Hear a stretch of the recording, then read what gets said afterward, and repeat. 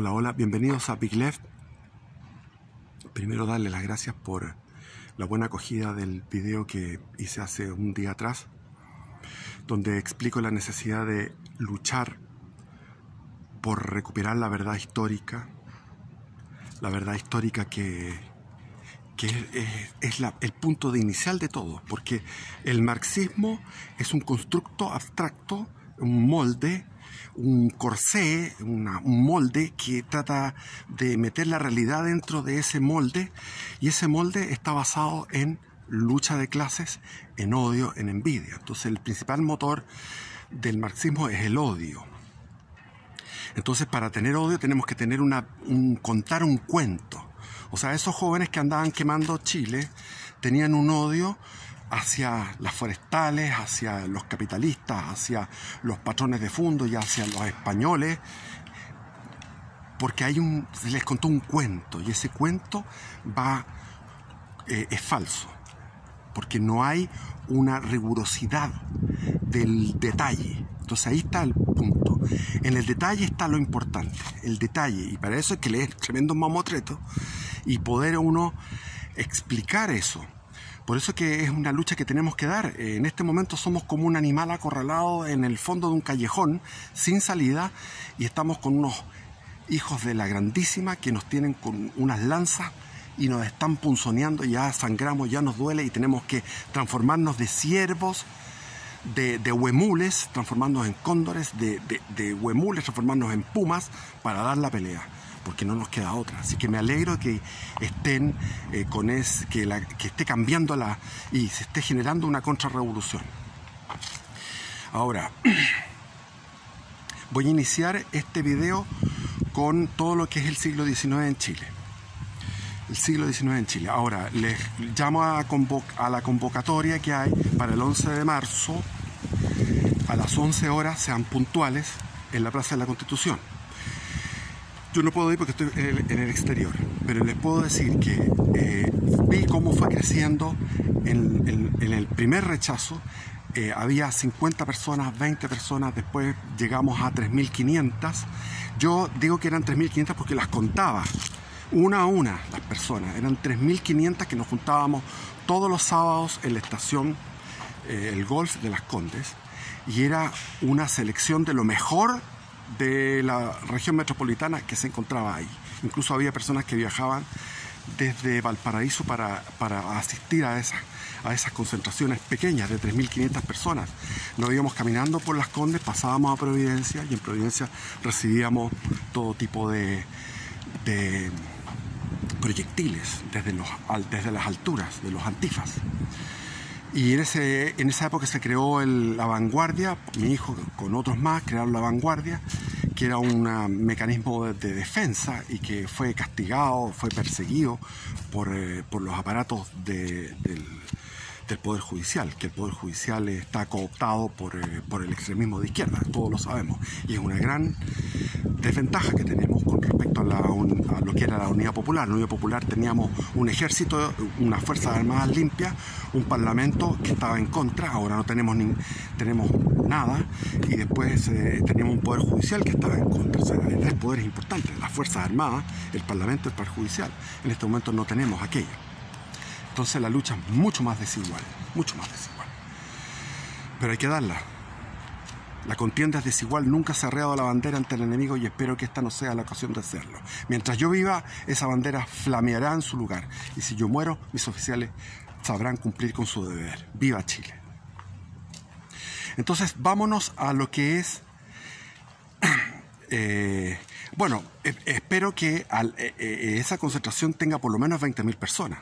En la última concentración que se hizo antes del plebiscito, que el plebiscito no fue pésimo, sacamos 22%, hay que tener conciencia de que el país estaba absolutamente idiotizado, y sigue y continúa idiotizado, porque si estuvieran lúcidos los chilenos, esa concentración que se va a hacer el 11 de marzo, irían 200.000 o 1.000.000 de personas. Pero yo espero que vayan 20.000 personas. En la última concentración que hicimos en el primer rechazo, antes de la votación del primer rechazo, fue yo conté a las personas, eran 8.000. No llegamos a 10.000, que fue la más grande que se hizo en aquellos tiempos. pasada la pandemia, habíamos pasado la pandemia y fue una concentración que se hizo antes de ese famoso plebiscito que fue horrible. 78% de los chilenos zombies. Y eso se veía en la pandemia, porque la gente usaba la mascarilla hasta para ir al water. Bueno, volvamos a la tarea que nos tiene. La tarea que me tiene es empezar con el siglo XIX. El siglo XIX, los virreinatos y las capitanías generales del Imperio Español se independizaron de España con un proyecto, que es el proyecto de la democracia liberal, partidista, individualista, donde un individuo es un voto, donde los partidos políticos se representan, eligen ellos a sus candidatos, y esos candidatos, al ser elegidos por esta votación de un individuo, un voto, se llega a un congreso y a una elección de presidente. Y eso por periodos reajustables o no, reelegibles o no. El tema es que la democracia representativa, partidista, individualista, es un constructo abstracto, igual que el marxismo. Es un constructo abstracto que quiere meter la realidad en un molde que no existe, porque el individuo no existe. Ver el libro de mi hijo, La miseria del individualismo. Ahí está en su canal, Seba Left. Entonces, el individualismo, o sea, el individuo no existe.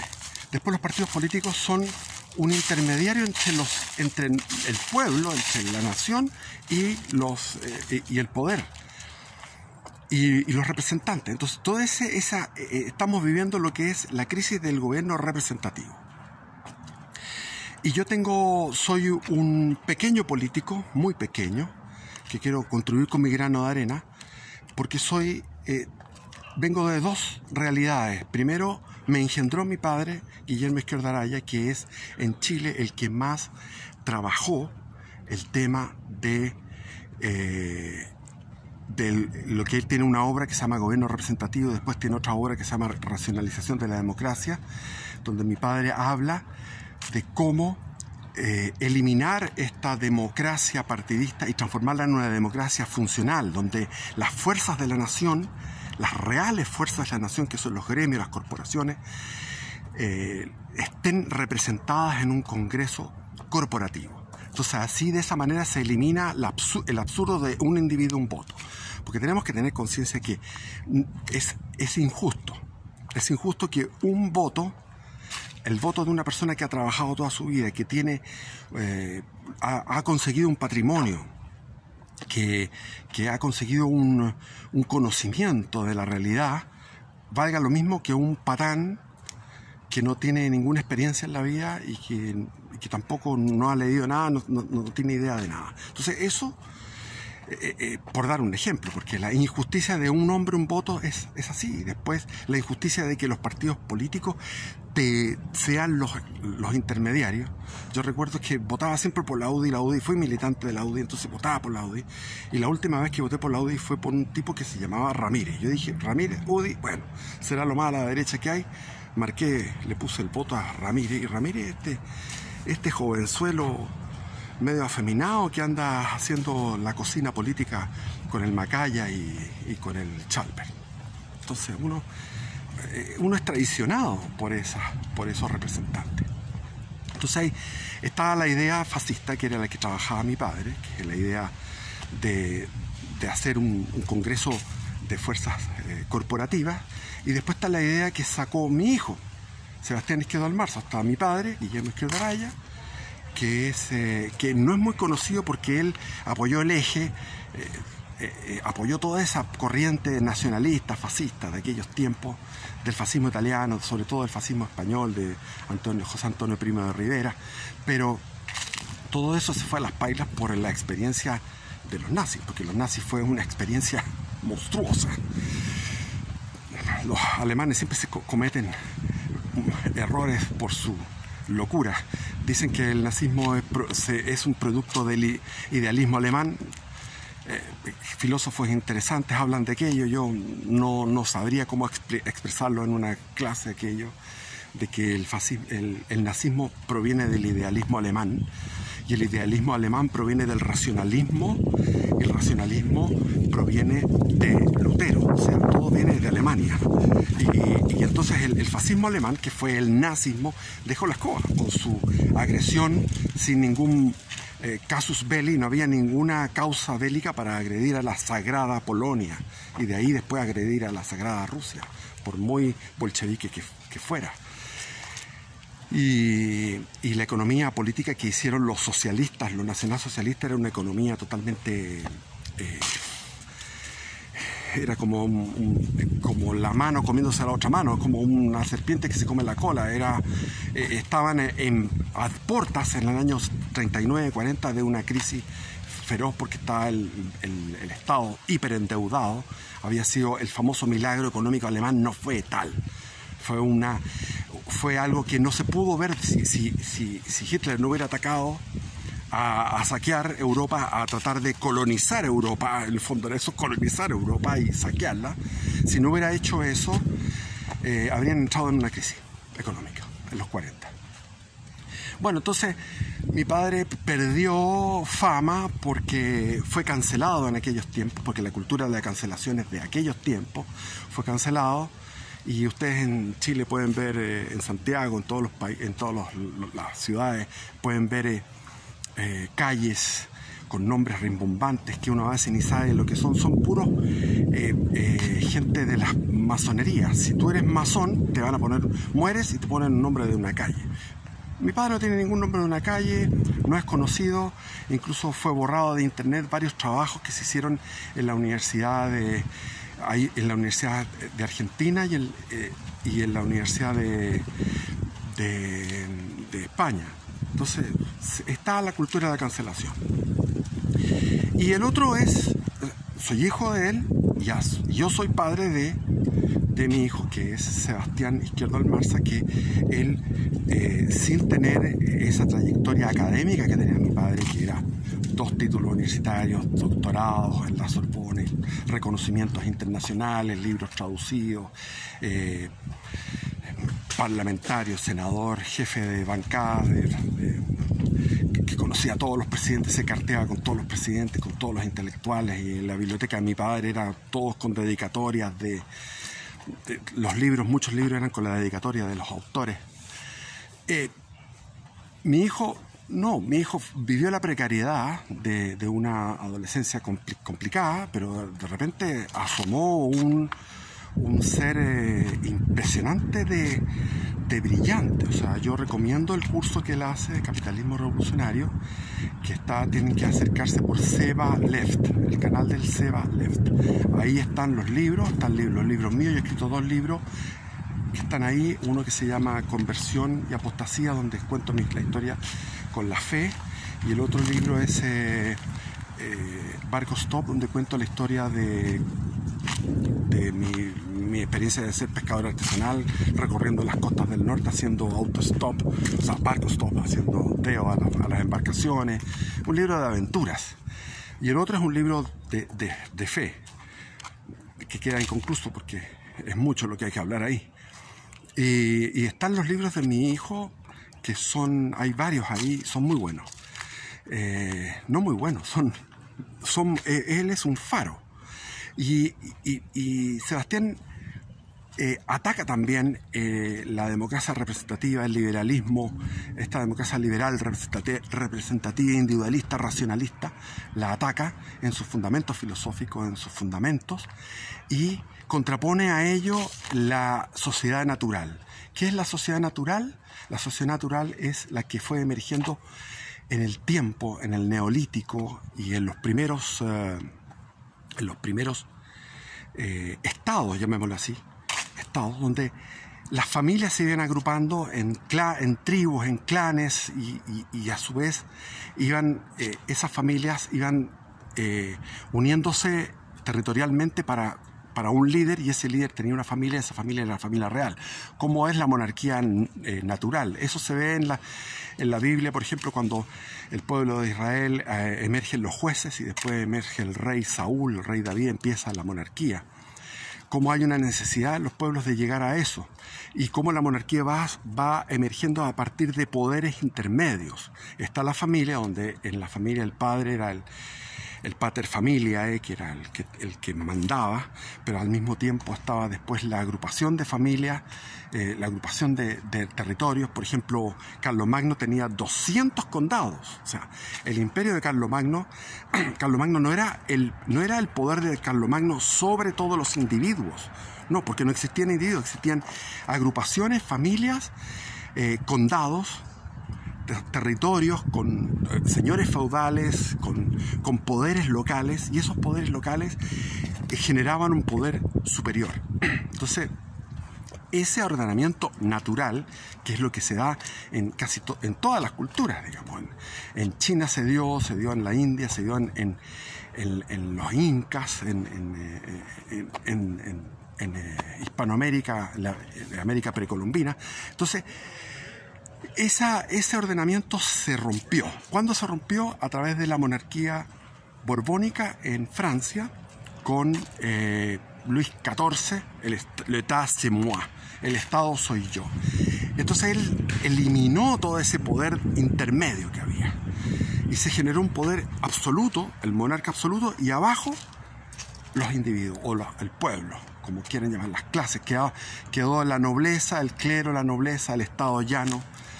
Y cuando se convocaron los estados generales el 4 de mayo de 1789, se convocaron a esas fuerzas vivas de la nación. Igual en Chile y en Hispanoamérica, cuando el rey Fernando VII fue tomado prisionero por Napoleón, en ese momento emergieron esos poderes locales que eran los cabildos. Entonces, eso es lo que explica a mi hijo, y dice, tenemos que volver a aquello, porque ese es el orden natural. La tesis de mi padre, la tesis fascista, es una tesis peligrosa, porque tú le mandas todo el poder a un Führer, y no sabemos lo que tiene el Führer en su cabeza. El Führer estaba pensando en la conquista del Este, en reducir la Unión Soviética a un territorio alemán, y bueno, eso es lo que tenía en su mente. Entonces, es un riesgo, es una creación moderna. Todo lo que emerge de la modernidad es artificial. El marxismo-leninismo, el neomarxismo actual, va contra la naturaleza, va contra la razón, aunque sean racionalistas, va contra la razón. Después el fascismo y el nacionalismo, aunque la nación tiene que ser un sentimiento, y la patria y la nación es algo importante, porque es algo que es real, no es algo ficticio, es algo real. Y entonces tenemos que apoyarnos en eso real. Tenemos que servirnos de eso porque es necesario. Es necesario para tener una épica, porque los marxistas tienen su propia épica, son sentimentales, son románticos, son épicos para su causa. Tenemos que contraponer una épica.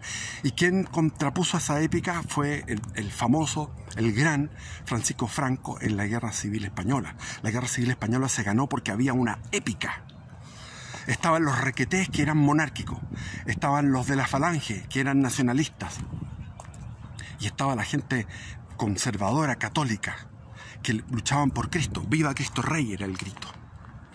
Entonces ganó Francisco Franco porque había fuerzas vivas que apoyaban la insurrección, la insurrección parcial del ejército, porque el año 36 fue la mitad, no sé cuánto sería más o menos, la mitad, menos de la mitad del ejército total, de España. Entonces, todos estos tres constructos, dice Sebastián, es un dragón de tres cabezas. El marxismo-leninismo, el liberalismo, que es la democracia representativa moderna, y el fascismo, o el cesarismo, que es la autoridad de uno sobre todos. Entonces, Pedro Bull plantea una última salida, que es la de la democracia directa. Me parece correcto. Plebiscitos donde se consultan ciertas causas y nos evitamos los representantes. Me parece correcto.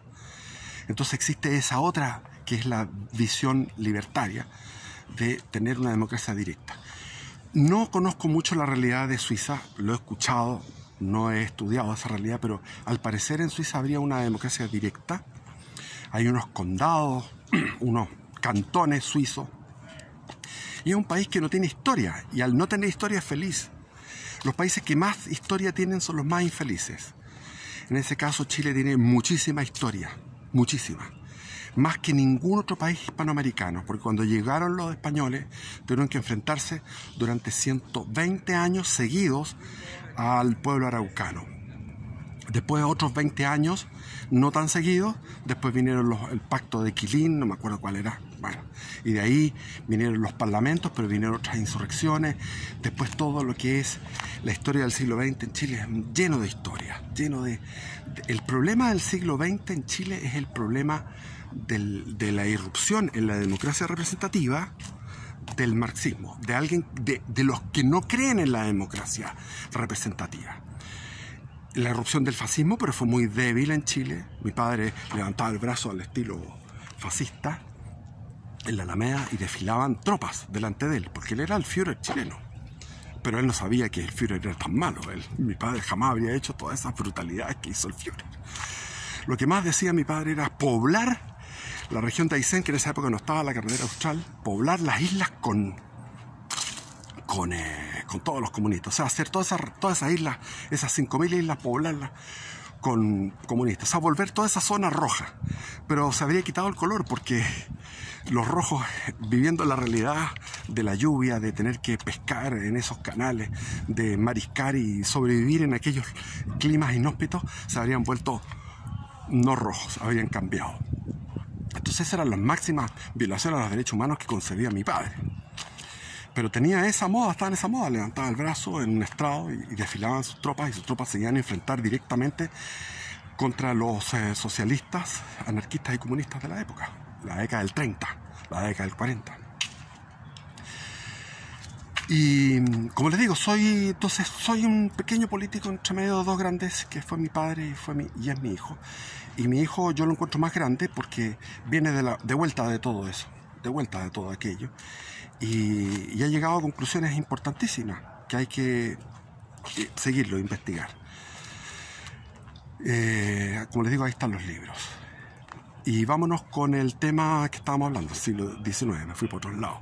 ¡Wow! Ya se me fue el tiempo. Me cago. Bueno, ¿qué pasó? El siglo XIX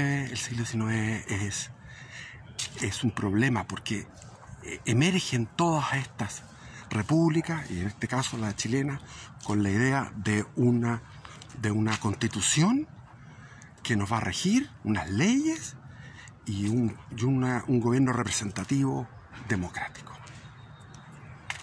Entonces, el gran error de Portales fue que miró en menos el problema legal, el problema jurídico, la constitución, lo miró en menos. Portales se dio cuenta de que lo más importante era la nación real. Entonces, para contraponer a los militares que estaban imbuidos, el ejército estaba lleno de liberales, generó las guardias cívicas para contrarrestar ese poder. Y resultó.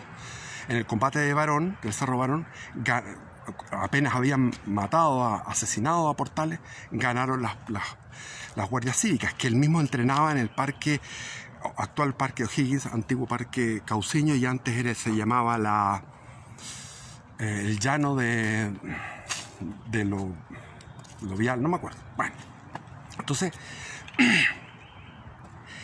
Portales se dio cuenta que había fuerzas vivas. La organización de la gente de bien, haciendo milicias de la gente. Después se dio cuenta que la iglesia era necesaria, aunque Portales no creía, era un ateo, era un ladino, era un tipo astuto, dijo: la iglesia es importante, tenemos que estar con la iglesia. Y los revolucionarios de la independencia, incluido O'Higgins y todos ellos, San Martín, eran ateos, pero ateos pleiteros y con discordia contra la iglesia. Entonces dijo: no, ¿para qué? Si la iglesia es la iglesia y cumple un papel muy importante, porque hace que las personas sean mejores a través de exigirles una buena moral. Por lo tanto, la iglesia es funcional al desempeño y a las manifestaciones y a la estructuración de una sociedad. Entonces, lo vio práctico, fue muy práctico con eso. Y por otro lado dijo la aristocracia es una fuerza viva, la aristocracia son los que hicieron la revolución de la independencia y la aristocracia no podemos ir en contra de ellos. Entonces los liberales estaban yendo, los pipiolos iban en contra de ellos, pero eran parte de la aristocracia, eran tipos de la aristocracia, haciendo fraudes electorales. Los primeros fraudes electorales, pero cochinos, eran de los liberales, de los pipiolos. Los conservadores eran unos gansos, eran unos tipos correctos, unos pernos se dicen ahora, unos pernos, unos nerds, que no querían hacer aquello y aprendieron la lección. Como estaban acorralados, los pipiolos los tenían acorralados, entonces tuvieron que aprender la lección de hacer fraudes electorales y metieron la maquinaria del fraude electoral durante todo el siglo XIX en Chile. Entonces había una hipocresía, había un gobierno representativo democrático, con elecciones, pero que no eran elecciones, eran fraudes electorales. Lo que había eran fuerzas vivas funcionando, un ejército depurado, una aristocracia que había que tenerla apretada, porque si no se produce la fronda aristocrática. La fronda es como estos árboles. La fronda significa miles de grupúsculos y de politiquería. La fronda aristocrática. Entonces había que evitar la fronda aristocrática metiéndolos en un corsé. Pero el corsé estaba malo, porque la Constitución del 33 era partidista. Esa Constitución no era buena. ¿Por qué? Duró muchísimo, 90 años. Pero es que no había para qué tener parlamentos. El Congreso fue al final el que llevó a la guerra civil del 91 a través de una cosa completamente artificial, politiquera, completamente de fronda. Porque si bien yo o muchos que estudian el personaje de José Manuel Balmaceda, que es el último de la era portaliana, ese presidente fue un gran patriota que quiso hacer muchas cosas, etcétera, etcétera, pero y más encima era liberal, o sea, liberales contra liberales, ya no había ni siquiera conservadores. Entonces, existían los conservadores, obviamente, pero ya no habían perdido mucho poder. Entonces, esa guerra civil del 91 se produce por una cosa tonta, es decir, porque una cosa de politiquería, que era innecesaria. O sea, fue una guerra tan innecesaria que después se olvidó la guerra, vinieron las amnistías, se produjo una amnistía general y todo el mundo, los partidarios de Balmaceda y los partidarios del Congreso se unieron en un partido que se llamaba el Partido Demócrata, al cual estuvo mi padre cuando era joven, en los comienzos del siglo XX. Y todos se olvidaron de esa matanza donde murieron 4.000, 5.000 chilenos, que se mataron por nada, o sea, porque el Congreso estaba en contra del presidente, porque el Congreso le votaba a todos los ministros abajo. Entonces, Portales no valoraba la importancia de haber dejado escrita esa Constitución. No pescó la Constitución. La Constitución debiera haber sido, como lo dije ayer, debiera haber sido una Constitución como la provisoria del año 18. Es decir, 10 senadores máximo, 5 ministros y un presidente con plenos poderes que se vaya renovando con distintas caras, distintos rostros, distintos personajes de cada 10 años. Y punto. Pero no darle la cabida a los liberales, fueron generando a través de la revolución del 58, que fue un remedio, que fue un eco de la revolución del 48 en Francia y en Austria y en Alemania. Entonces ese eco de Europa se hizo acá con la Sociedad de la Igualdad de Francisco Bilbao, pero eso podía reprimirse como lo reprimió Manuel Bulnes. Pero había un Congreso. ¿Qué necesidad de tener un Congreso? No había necesidad de tener un Congreso. No había necesidad. Entonces, Portales no se fijó en eso. También Joaquín Prieto. no se fijó en eso y modificaron la constitución que había redactado Joaquín Mora, que era un liberal español, que se había redactado con el Congreso en Valparaíso. Fue el primer Congreso de Valparaíso el año 28, se redactó esa constitución del 28 y se modificó. No, había que hacer una cosa de una página, una constitución de una página, punto. Y se acabó. ¿Cómo se manejaba el Imperio Romano? Claro, habría habido problemas, sin duda, habría generado otros problemas porque el ser humano es así, pero no habríamos tenido la ridiculez de esa guerra civil del 91, que fue por algo tan innecesario. Y después viene todo el periodo parlamentario en que Chile estuvo completamente paralizado. Es una época de Chile donde no hubo grandes iniciativas. Y nos encontramos después, el año 1920, con que llega Arturo Alessandri Palma y viene todo este emerger de las clases medias que quieren ser representadas, de los militares que estaban muy mal pagados, en contraposición a lo que era el pago el sueldo que tenían los parlamentarios.